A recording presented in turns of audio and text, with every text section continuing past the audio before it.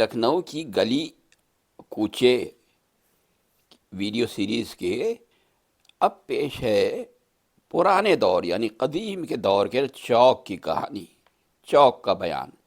چوک جو کسی زمانے میں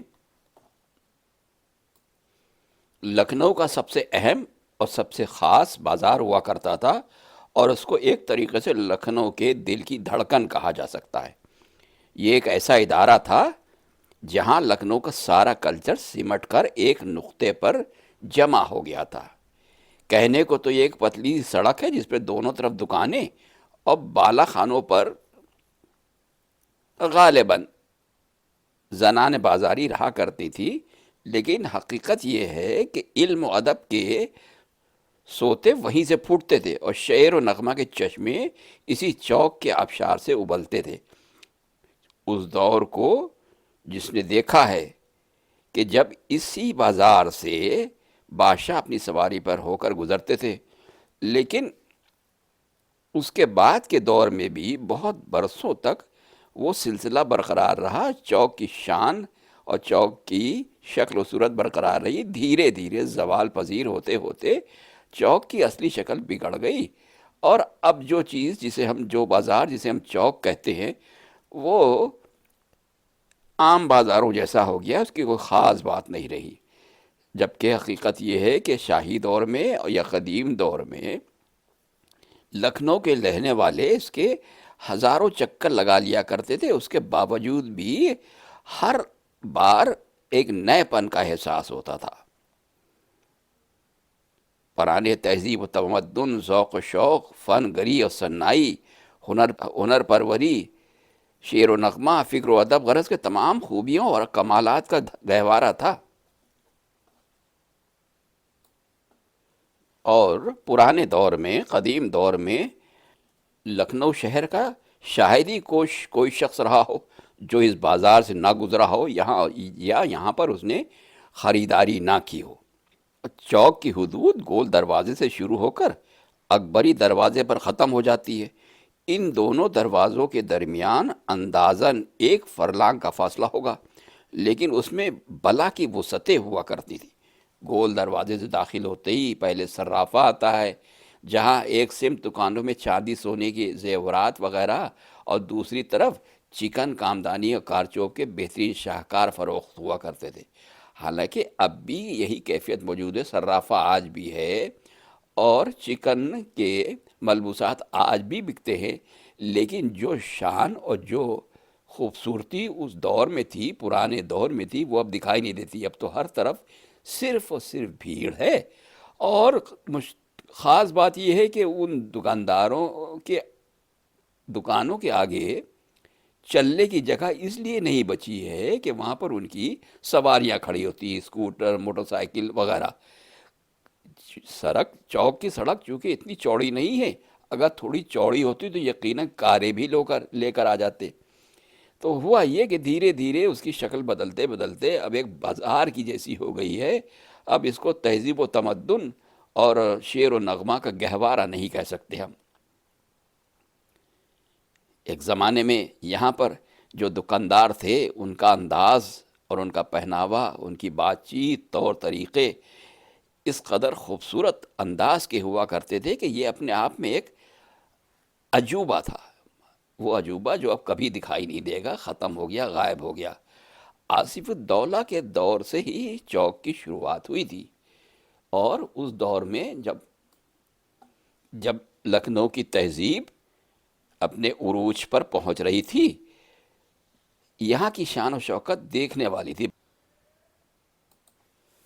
چوک میں داخل ہونے کے لیے ایک بڑا پھاٹک تھا جو سادگی اور وضع میں کوئی خاص بات نہیں رکھتا تھا، جس پر ناظرین کی توجہ دلائی جائے، مگر شہریت میں اس قدر زبا زد تھا کہ بچہ، بوڑھا، مرد و عورت، تمام راہگیر واقف تھے۔ یہ عہد آصفی کی بنیاد ہے، اور جمہوری حکومت نے کمپنی باغ سے آنے والوں کے لیے سامنے کی زمین کو دائرہ بنا کر ایسا نظر افروز بنا دیا ہے جو گول دروازے کے لیے ہونا بھی چاہیے۔ حالانکہ وہ شکل اب بالکل غائب ہو گئی، ختم ہو گئی، دکھائی نہیں دیتی، لیکن پھر بھی اگر اس کو سوچا جائے، ذہن میں تصور کیا جائے، تو وہ خوبصورتی یقیناً لاجواب رہی ہوگی۔ اس گول دروازے کے باہر کے رخ پر عہد شاہی سے پھلوں کی بکری ہوتی تھی۔ جو میوہ کہیں نہ ملے وہ اب گول دروازے میں مل جایا کرتا تھا۔ یہاں کے کبڑیے دولت مند اور بات کے پابند منہ مانگے دام لینے کے عادی ہیں۔ یہاں پر رنگ طرا نارنجی، لیمو، کولا، چکوترا، تربوز، پیٹھا، آملہ، شفتالو وغیرہ وغیرہ ملا کرتے تھے، آسانی سے ملا کرتے تھے۔ اور فصل کے حساب سے جو پھل ہوتے ہیں وہ بھی یہاں پر مل جایا کرتے ہیں، یعنی پھلوں کی ایک بہت بڑی بازار یہاں پر تھی۔ اب وہ بات نہیں ہے، اب گول دروازے میں داخل ہونے سے پہلے حلوائی کی دکانیں دکھتی ہیں، اور یا پھر مکھن ملائی بیچنے والے دونوں طرف کھڑے ہیں، جس سے راستہ اور تنگ ہو گیا ہے۔ بہرحال وقت کے ساتھ ساتھ تبدیلی بھی ضروری ہے، مگر تبدیلی ایسی ہونا چاہیے کہ جس سے جو اوریجنلٹی ہے، جو اس کی حیثیت ہے وہ برقرار رہے، بجائے اس کے کہ وہ بگڑتے بگڑتے بالکل ناپید ہو جائے۔ قدیم دور کے بارے میں لکھنے والوں نے چوک کے بارے میں بہت کچھ لکھا ہے۔ چوک گول دروازے سے پہلے ہی شروع ہو جاتا ہے، اور جو عنوانات اب تک سپرد قلم ہوئے ہیں وہ چوک کے ابتدائی محلے ہیں۔ بازار کی اہمیت کے لحاظ سے خصوصی زاویہ نگاہ سے روشنی ڈالی جائے تو اور دوسرا ہی انداز پیدا ہوتا ہے، اور خاص مقامات چوک کو ہم علیحدہ علیحدہ اگر بیان کریں تو ہندوستان کی اکثر شہروں میں آباد ترین حصوں کو، جس میں دلچسپیوں کے تمام سامان پائے جائیں، چوک کہتے ہیں۔ دہلی میں بھی چاندنی چوک مشہور مقام ہے۔ لکھنؤ مشرقی تہذیب کا چونکہ گہوارہ تھا، وہاں خصوصیات دہلی کے نمونہ ہونا لازم و ملزوم تھا۔ بازار کو وہ حیثیت حاصل ہوئی کہ چوک کے بانکے، چوک کے غنڈے، چوک کے دلال، چوک کے تماشائی، چوک کے پان والے، تمام لفظیں معنی رکھنے لگی۔ صرافے اور چاندی بازار میں دلالوں کی وہ بھیڑ کے آنے والوں کی صورت یہ دیکھتے ہی تاڑ جاتے تھے کہ اس فلاں شخص کو کس چیز کی ضرورت ہے، اس کو گھیر لیتے تھے اور اپنے سمجھے بوجھے دکاندار کے پاس لے جانا ان کا فن تھا، دوسرا اپنی طرف کھینچتا۔ چاندی بازار میں اس مٹے حال پر بھی اب تک سونے اور چاندی کا یہ حال ہے کہ مہتر نالیوں کو صاف کرتے وقت نیچے کی مٹی تسلے میں رہنے دیتے ہیں اور اس کو صاف پانی سے دھو دھو کر چاندی جمع کرتے ہیں، اور یہ چاندی نالی سے نکل پھر زینت گلو ہو جاتی ہے۔ دلالوں کے محاورے ہماری اردو سے بالکل علیحدہ ہیں، وہ اشاروں میں اپنے دستور یعنی کمیشن کے باتیں کر لیتے ہیں۔ چوک کا بازار تیرے دانتوں کا چوکا، چوک کا بازار تیرے دانتوں کا چوکا، دلال زبان ہے جو ادھر بھی ہے ادھر بھی ہے۔ میں نے جب فوٹوگرافی شروع کی تھی تو چوک ایسا مقام تھا کہ جس کی فوٹوگرافی سب سے اہم، سب سے خوبصورت تھی، اور اچھی طریقے سے یاد ہے کہ اس دور میں جب میں نے فوٹوگرافی شروع کی ہے تو بلیک اینڈ وائٹ نگیٹو تیار کیے جاتے تھے، اور بہت صبح یعنی سورج نکلنے کے تھوڑی دیر کے بعد ہی جب اس میں داخل ہوئے تھے تو کم سے کم 20 مہتروں کو چوک کے دکانوں کے نیچے جو نالیاں تھیں ان کو اس میں ہاتھ ڈال کر اندر سے کیچڑ نکال کے اور ایک جالی جیسی نما اس میں رکھتے تھے چھلنی میں، اور اس میں چھان چھان کر وہ زیور کے ٹکڑے نکالتے تھے، جس کے فوٹوگراف میرے پاس موجود ہیں۔ پان والے گلے میں نوار ڈالے ہوئے، پیتل کی کھلی ہوئی پٹیاریاں لیے ہوئے گلوریاں بڑے ادب سے پان کھلانے والوں تک پہنچاتے تھے، اور ایک ایک پان پر انعام پاتے تھے۔ پان والوں کی دکانیں الگ ہیں جن پر پان کے شوقینوں کا بھیڑ لگی رہتی تھی۔ پیتل و تانبے کے اچاری نما کتھے چونے کی کلیاں، پستئی پان، خوشبودار مسالہ، تنبول اودھ، تنبول بہار، شیشیوں میں قوام اور زردہ پتی جو پسند آئے وہ حاضر ہے۔ یعنی پان کی دکانیں اپنے آپ میں ایک خوبصورت انداز رکھتی تھیں۔ اب تو پان کی جو دکانیں دکھتی ہیں ان کو دیکھ کر ہی آپ اندازہ لگا سکتے ہیں کہ نہ تو وہ پان رہے نہ وہ کھانے والے رہے۔ اب تو کھینی اور پڑیا نام کی چیز ایک دکھائی دیتی ہے جو لٹکی ہوئی ہے، جس کو پھاڑ کے لوگ کھاتے ہیں، اسی کے ساتھ چونا ملا لیتے ہیں، اور اس کے بعد ادھر ادھر پیک کو تھوکنے کے لیے جگہ ڈھونڈا کرتا ہے۔ نتیجہ یہ ہے کہ ہر کونے، ہر سڑک اور ہر دکان کے باہر ایک لال رنگ کے بڑے بڑے گندے دھبے آپ کو دکھائی دے جائیں گے۔ تمیزدار اور نفاست پسند صاف ستھرے لوگ پان کی دکان پر جب پہنچتے تھے تو کوئی بھی یہ کہتا ہوا سنائی نہیں دیتا تھا کہ پان لگا دو، کیونکہ یہ مناسب نہیں تھا۔ ہمیشہ پان بنا دو کی آواز آئے گی، اور اس سے زیادہ نفاست پسند لوگوں کو صرف دکان کے سامنے آ کر کھڑا ہو جانا ہی کافی ہوا کرتا تھا۔ مزاج دار دکاندار عادت کے اور پسند کے حساب سے اسی طریقے کا پان بنا کے پیش کر دیا کرتے تھے۔ یعنی آئینے میں صورت دیکھتے دیکھتے پان تیار۔ حقہ والے بھی ٹہلا کرتے تھے، ان کی شان بھی نرالی تھی۔ سر پہ صافہ یا ٹوپی، گلے میں نین سکھ کا دوپٹہ، پشت پر جھولا، ہاتھ میں گڑگڑی، گول دروازے سے اکبری دروازے تک گزرتے ہوئے جس نے دو کش پیے، کچھ پیسے اپنی شان کے مطابق دیے، اور کبھی کبھی حقے میں نگالی لگا کر کوٹھوں تک پہنچائے اور دھواں آسمان کی خبر لے۔ بڑے حصے کو اردو میں ککڑ بھی کہتے ہیں۔ لکھنؤ کے مشہور شاعر آتش کا قول ہے، سبک سمجھو نہ آہ عاشق شیدا کو بے دردو۔ سبک سمجھو نہ آہ عاشق شیدا کو بے دردو، اگر کی بو دھواں دیتا ہے ککڑ کا۔ چوک میں سپہر سے گھوڑا گاڑی اکا چلنے کی روک تھام ہو جایا کرتی تھی، اور راہگیروں کا وہ ازدحام کہ اگر اتفاقاً کوئی فینس یا پالکی گزرے تو ہٹو بچو کہتے ہوئے کہاروں کا نتنوں میں دم ہو جایا کرتا تھا، اور کسی شریف کے دھکا ہی لگ جائے۔ چوک میں انسانی ضرورت کی تمام چیزیں فراہم ہو جایا کرتی تھیں۔ یہ شان تھی چوک کی کہ یہاں پر آپ کو اپنی ضرورت کا سارا سامان مل جائے گا، جس کو کہتے ہیں دل کو بغل میں مار کے لیتے چلے ہیں چوک۔ دل کو بغل میں مار کے لیتو چلے ہیں چوک، کہتی ہے کیا نگاہ خریدار دیکھیے۔ لحاف کی فردیں، سوانگ بننے کا سامان یعنی نقلی داڑھی مونچھے، لکڑی کی کھڑاویں، صندوقچہ، قلمدان، زیورات، گوندرے والے، پٹوے جو اس وقت ہیکل، نونگے، جوش ریشمی اور سوتی ڈوریوں میں تیار کر دیں۔ صندوقچے کا کاروبار بھی ہوا کرتا تھا، اور دوسرے کپڑے، چکن کے کپڑے اور کھانے پینے کا سامان۔ کھانے پینے کا سامان اور حلوائی کی دکانیں وہ تحسین علی کی مسجد سے تھوڑا پہلے سے شروع ہوا کرتی تھی۔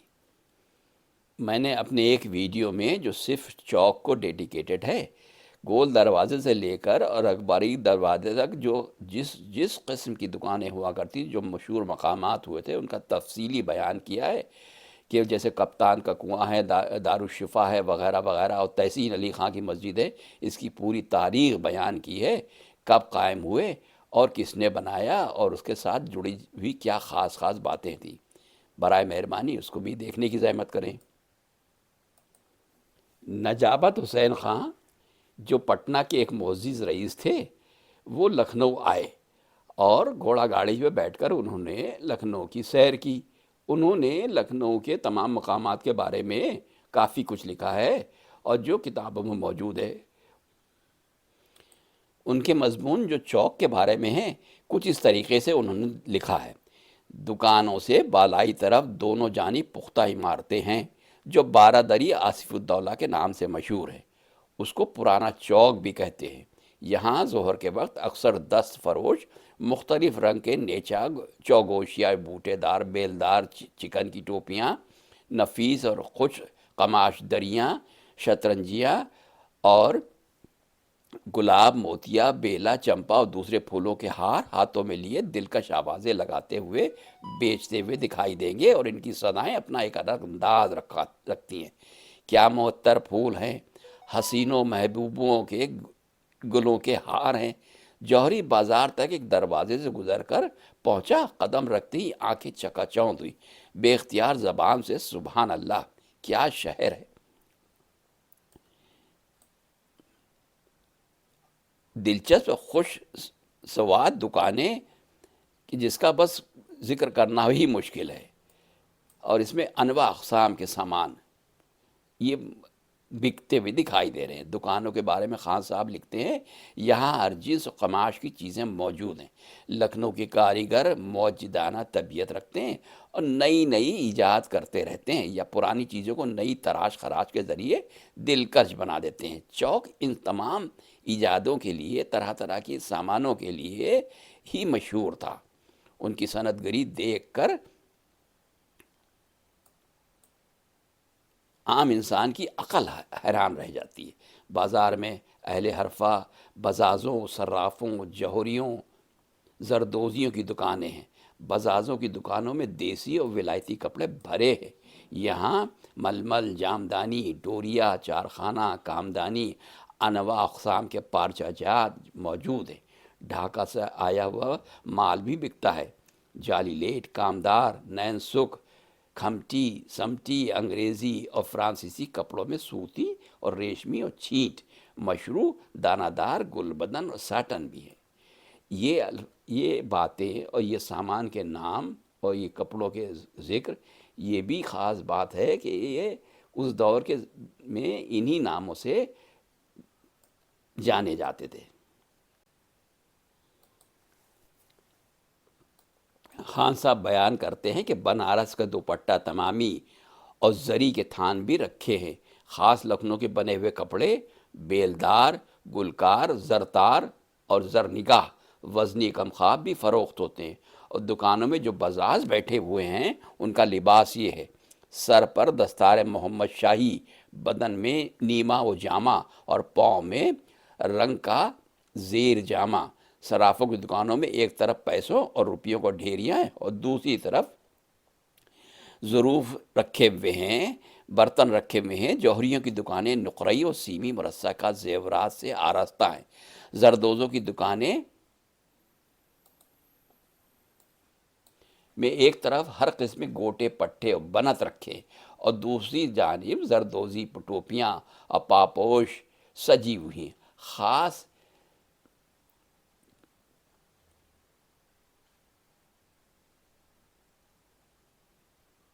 کبابی، حلوائی، تنبولی، نیچا فروش کی دکانیں سے وہی تکلف اور ہنر اور سلیقہ نمایاں ہے۔ ککڑ والوں اور بھنگ فروشوں کی دکان پر تخت بچھا ہوا ہے، اس پر خوش رنگ کہاروے کا فرش ہے اور اس فرش پر 25-30 قلیاں ککڑ اور اتنی ہی بلکہ اس سے زیادہ پیالیاں سجی ہوئی ہیں۔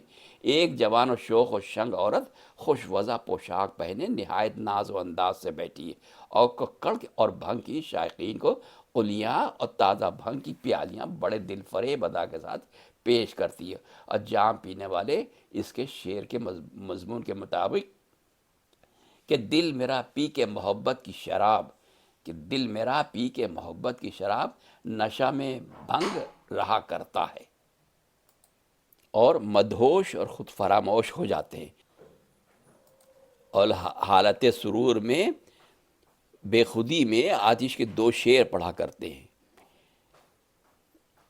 آر سے آر ہے مجھ کو مجنو کو، آر سے آر ہے مجھ مجنو کو، ننگ سے ننگ رہا کرتا ہے، گفتنی حال نہیں ہے اپنا، کچھ عجب ڈھنگ رہا کرتا ہے۔ فرینی فالودہ فروشوں کے یہاں بھی اسی قسم کا تکلف ہے۔ کہاروا بچھے تخت پر کہیں سینیاں لگی ہیں جن میں چینی کی تشتریوں میں فرینی رکھی ہے، چینی اور تانبے کی چمچیاں بھی پاس پڑی ہیں، دوہری ہیں۔ فالودے کے پیالے میں جو عرق کیوڑا، عرق گلاب سے بسے ہوئے خریداروں کے انتظار میں قرینے سے رکھے ہیں۔ سبزی اور میوہ فروشوں کی دکانوں میں شریفہ، شہتوت، شربتی، لیمو، قمرق، ناشپاتی اور دیگر پھلوں کے علاوہ مختلف قسم کی ہری ترکاریاں مثلا کدو، لوکی وغیرہ، شلجم، چولائی اور میتھی کا ساگ نظر فریب طریقے سے سجا کے رکھا جاتا ہے۔ اکثر دکانوں میں آبدار خانہ ہے تاکہ جو لوگ گرمی بازار سے پیاسے ہو جائیں وہ پانی پی کر سیراب ہو۔ اس کے علاوہ بہت سے سقا پرآب مشکیزیں اور کٹورے ہاتھوں میں لیے ہوئے صدائے لگا رہے ہیں، جن کا مطلب یہ ہے کہ تشنا کام چند مہروں کے عوض ٹھنڈا پانی خریدیں اور اس طرح جا بجا टहलते हुए दिखाई देते हैं। कई कई हिंदू हाथ में ढोल और कटोरे लिए हुए प्यासों को पानी पिलाने के लिए तैयार है। रास्ते में शरीफों सफ़ेद पोश खरीदारों की आमद और शुद्ध से भीड़ लगी है। इनमें अक्सर चौगोशियाँ टोपियाँ, बदन में 6 कलियों वाले अंगारखे के मुकाबले में बाला बरदार कलीदार पैजामे पहनने वाले कम मिलते हैं। रऊसा शहर की सवारी में हाथी और घोड़े जो जीन साज विराक से आरास्ता है, बास रईस और अमीर पालकी में भी सवार होते हैं, और इस तरह वो अपनी हशमत और जाक नुमाया करते हुए दिखाई देते हैं। और ये सब बातें तो ख्वाब की से लिखती हैं। अब आज चौक में सिवाय गंदगी के और ताफुन के कुछ नहीं मिलेगा। कदीम दौर का चौक इस कदर खूबसूरत, साफ सुथरा, सजा सजाया रहता था कि इस बात का जिक्र करना और लोगों को समझ पाना ज़रा मुश्किल लगता है। चौक के जो बीच का इलाका था, उसके दाहिनी जानिब नक्काशों, नगीना साज़ों और अंगूठी वालों की दुकानें थीं, और बाईं जानिब डली तंबाकू, चिकनी डली, इलायची, सोने और चांदी के बर्फ़ों और खुश मेवों की दुकानें थीं। इन सब दो तरफ़ा दुकानों के लवाजमात में सफाई, आरास्तगी, नज़ाकत और लताफ़त के अलावा मुअत्तर और तरह-तरह की खुशबुओं से बसा रहना ज़रूरी था। यानी पूरा चौक एक तरीके से खुशबुओं से भरा रहता था। इस सिलसिले में दोनों जानिब कुतुब फरोशों, ऐनक साज़ों, टोपी वालों और दूसरे मुतफर्रिक़ सामान बेचने वालों की दुकानें थीं। कुतुब फरोशों में इशरत मरहूम, ऐनक साज़ों में अय्यूब मरहूम बड़े हरदिल अजीज़ी के मालिक थे। उसी मकाम पर वस्त चौक में बाएं जानिब शेख ताजदार मिर्जा मरहूम की एक बहुत बड़ी जनरल मर्चेंट की दुकान थी, जिसमें हर किस्म का ज़रूरी सामान मिल जाता था। उस दुकान की सबसे अहम खसूसियत ये थी कि उस ज़माने के बहुत से मुमताज़ शोरा और अदीब शाम को जमा हो जाते थे, और एक अच्छी खासी अदबी महफिल रोज़ाना जमी रहती थी। ये दुकान भी ऊद और अंबर की खुशबू से बसी रहती थी। उस जमाने में इत्र का इस्तेमाल और कपड़ों का मुअत्तर रहना एक आम बात थी, लेकिन विलायती सेंट हमारे पुराने शहरियों को बिल्कुल काबिल कबूल नहीं था, और रऊसा तो इसके नाम से कराहियत करते थे। अलबत्ता बाद हलकों में फ्रांसीसी सेंट पसंद किया जाने लगा था, लेकिन उसका भी इस्तेमाल मखसूस तरीकों से होता था और रुमाल वगैरह में बरह रास्त नागवार था। चौक का वस्ती इलाका मस्जिद तहसीन अली खां के करीब खत्म होकर तीसरा और आखिरी हिस्सा शुरू होता था। यहाँ अशियाए खुर्दनी की दुकानें थी, जिनमें सबसे पहली दुकान अनन्नास के मुजाफर की हैदर हुसैन खां के फाटक वाली गली में थी। इस मुजाफर की शोहरत शहर के बाहर बहुत दूर दूर तक थी। इसके बाद दो तरफा हर किस्म की खानों की दुकानें थी, जिसमें शीर मालें, बाकर खानियाँ, 18-18 परतों के पराठे, मुर्ग मुसल्लम, बटेरों का पुलाव, कबाब, कौरमा, मुख्तसर ये है कि तमाम नेमतें फराहम रहती थी। इसी हिस्से में चांदी के वर्क लगी हुई बेहतरीन बालाई और मिठाई वालों की सजी सजाई दुकानें भी थी। मिठाइयों पर सुनहरे और रुपहले वर्क लगे रहते, और केवड़ा और गुलाब की खुशबुओं से बसी होती थी। इन मिठाइयों में हर एक की अलग अलग खुशबू होती, फिर सबकी मिली जुली महक इत्र मजमुआ का मजा देती थी। गोल दरवाजे से तहसीन की मस्जिद तक इत्र, गुलाब और मुश्क और अंबर की लपटें अगर दिल दिमाग को नुसरत और फरहत बख्शती थी, तो इस मकाम पर पहुंचकर मैदा अपने मुतालबे पेश करता और ख्वाहिश ताम बेकरार कर देती। शीर मालो और कुलचों की लतीफ़ और नाज़ुक महक एक जानिब, तो दूसरी तरफ कबाब, पुलाव, कौरमा और दूसरी लज़ीज़ और खुशबूदार ग़िज़ाओं की पुरजोश कशिश हर इंसान को की भूख को तेज़ कर देती थी। बाज़ दुकानें ऐसी थीं जहाँ खरीदारों के लिए वहीं बैठकर खाने का भी बंदोबस्त था। लेकिन लखनऊ के शरीफ लोग बाज़ार में चाहे तख़लिया ही क्यों ना हो, खाने को मायूब समझते थे, और ऐसे होटलों में ज़्यादातर बाहर के लोग होते थे। अब ये सारी चीज़ें लखनऊ के चौक में कहीं आपको दिखाई नहीं देंगी, और अगर दिखाई भी देती हैं तो उसमें गंदगी सबसे पहले आपको अपनी तरफ खींचती है।